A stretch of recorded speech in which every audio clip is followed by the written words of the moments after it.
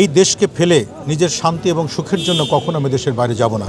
তিনবারের প্রধানমন্ত্রী উনি রাষ্ট্রকে যেভাবে পরিচালনা করেছেন, রাষ্ট্রের সঠিক পথ যেভাবে তিনি দেখিয়েছেন,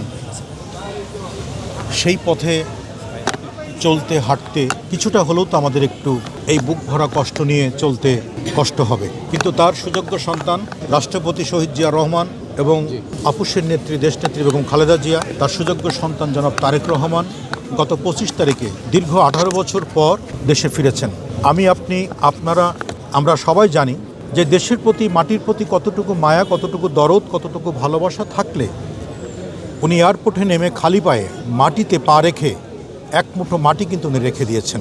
এটি হলো প্রমাণ যে দেশের মাটিকে, দেশের মানুষকে ভালোবাসার যে নমুনা। এবং দেশনেত্রী বেগম খালেদা জিয়া অনেকবার মৃত্যুর দ্বারপ্রান্ত থেকে ফিরে এসেছেন। ডাক্তাররা বারবারই বলেছেন বিদেশের মাটিতে তার সুচিকিৎসার জন্য পাঠানোর জন্য।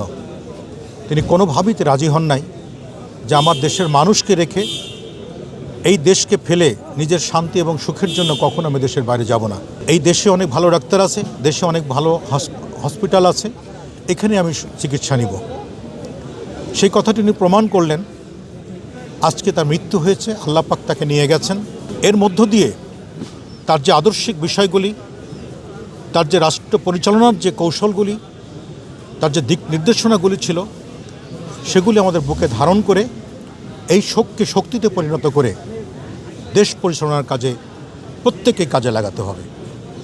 উনি কখনো এই ধর্মের মানুষ, ওই ধর্মের মানুষ, রাজনৈতিক দল হিসেবে কাউকে ছোট করে কথা বলা, কাউকে আঘাত করে কথা বলা, কাউকে কটাক্ষ করা, কাউকে প্রতিহত করার মানসিকতা আমার ভিতরে কখনো লক্ষ্য করি নাই।